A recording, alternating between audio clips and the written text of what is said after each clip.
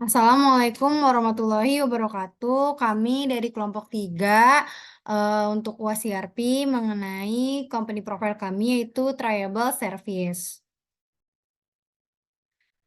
Di sini saya akan memperkenalkan anggota kelompok kami untuk bagian IT dan website itu oleh Lupianifa, untuk service Fitriani Asia, kemudian untuk bagian purchase itu udah namain Vinasari, sedangkan untuk bagian sales itu saya sendiri, Adinda Marani Fajar, untuk bagian accounting dan finance itu DS Devriansyah, dan untuk bagian inventory itu Dava Miko Erlangga.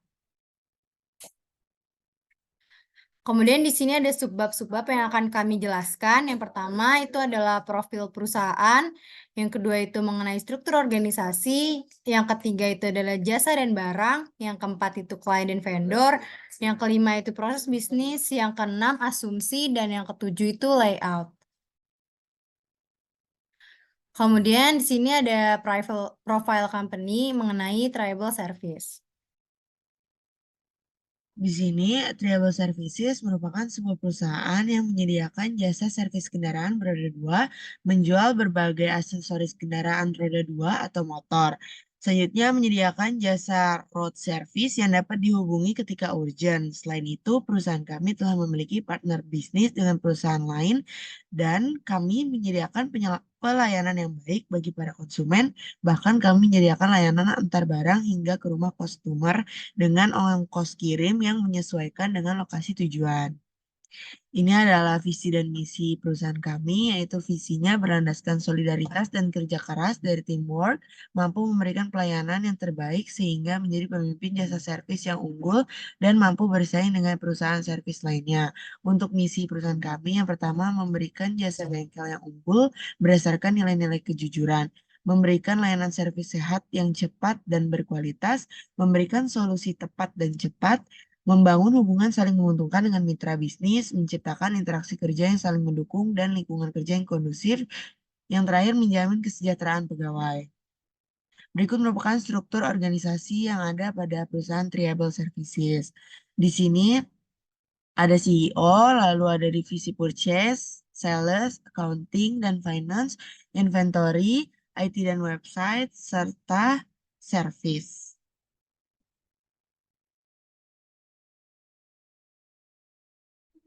Kemudian di sini ada jasa dan barang. Jenis jasa yang ditawarkan di perusahaan kami atau Triable Service itu merupakan servis kendaraan, yaitu sebagai penyedia layanan servis kendaraan, servis ringan, ganti oli, ganti kampas rem. Sedangkan ada juga yaitu spare part, yaitu menyediakan dan menjual berbagai jenis spare part baik kendaraan roda 2. Nah, kemudian ada pencucian kendaraan bermotor, di mana menawarkan jasa pencucian kendaraan roda 2. Jasa pencucian yang ditawarkan yaitu pencucian, waxing, dan semir ban. Kemudian di sini ada klien dan vendor. Nah, di sini kami mempunyai partner dalam usaha atau bisnis kami, yaitu dengan kliennya itu PT Sejahtera, PT Abadi Jaya, PT Melati, dan PT Kita Abadi. Sedangkan untuk vendornya, kita ada PT Cahaya Bulan, PT Clean, PT Meta Teknik, dan PT Matahari. Nah, kemudian di sini ada proses bisnis yang dijalankan oleh perusahaan Triable Service. Kita langsung saja masuk ke Draw.io yang telah kami buat sebelumnya mengenai krisis proses. Nah, di sini saya akan menjelaskan mengenai proses bisnis pada kelompok 3 kami yang dimulai pertama itu dari customer, kemudian di sini kami memerlukan jasa servis motor. Kemudian dilanjutkan pada bagian sales yang dimana sales tersebut akan menerima pesanan, kemudian melakukan pengecekan pesanan. Di sini akan terdapat persetujuan dan tidak persetujuan. Apabila mendapatkan persetujuan, maka akan membuat sales quotation yang dimana akan membuat sales order. Tetapi apabila tidak mendapatkan persetujuan, maka itu akan kembali lagi ke customer dan memerlukan jasa servis motor. Pada pembuatan sales order, dilanjutkan lagi ke bagian service dan digeser. Dan kemudian ke bagian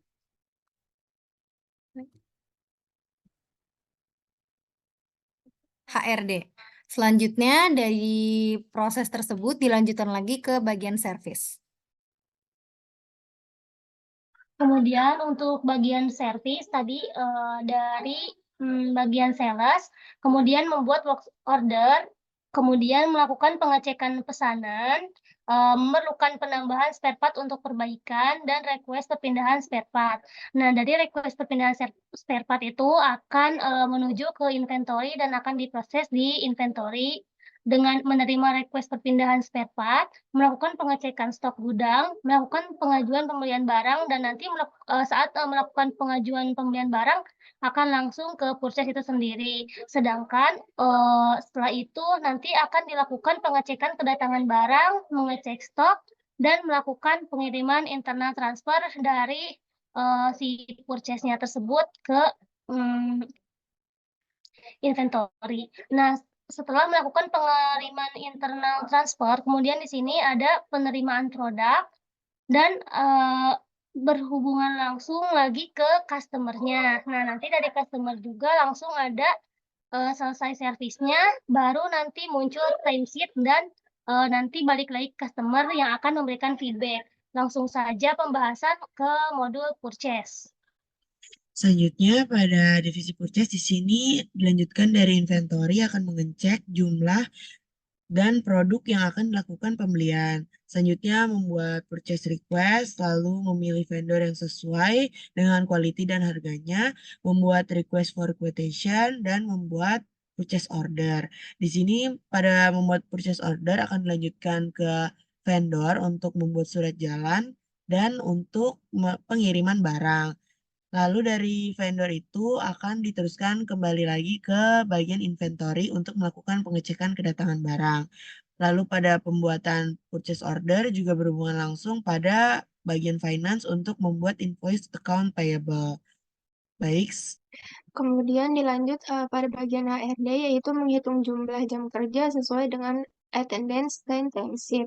Kemudian akan dibuat mapping overtime, lalu dibuat slip gajinya. Pada slip gajinya itu akan berlanjut ke payroll. Nah, lalu untuk menghitung jumlah jam kerja itu akan dilanjutkan ke bagian finance, di mana yang pertama itu akan dibuat invoice account receivable. Kemudian dilanjut ke customer invoice, lalu validate, lalu dilakukan register payment. Kemudian akan dilanjutkan dengan journal entries, lalu reporting, dan dilakukan penyelesaian. Setelah dilakukannya, boleh geser ke kiri.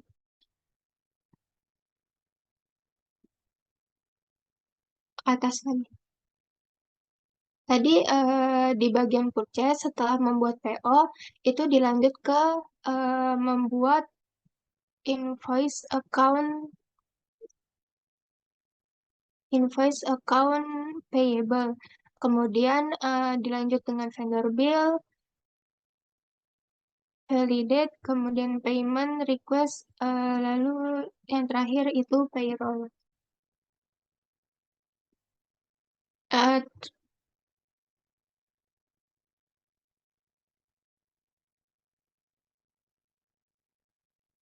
Lalu kemudian dilanjut pada bagian asumsi. Nah, di sini kita asumsikan total karyawan itu 70 orang. Pada setiap divisinya itu akan memiliki struktur organisasinya. Lalu pada bagian layout, di sini itu yang paling atas terdapat booth, di mana di sebelah kirinya itu terdapat toilet wanita dan pria. Lalu sejajar dengan toilet, di sini juga ada tempat HRD, lalu di belakangnya itu terdapat tempat A dan B. Kemudian selanjutnya itu di sampingnya terdapat tempat servis, Kemudian di sampingnya lagi terdapat finance dan accounting. Kemudian pada bagian kanan itu terdapat tempat sales, lalu tempat bagian C dan D. Kemudian di sampingnya itu terdapat tempat purchase. Kemudian di sampingnya juga terdapat inventory dan toilet. Oke, terima kasih. Itu mungkin penjelasan dari kelompok kami. Kurang lebihnya mohon maaf. Wassalamualaikum warahmatullahi wabarakatuh.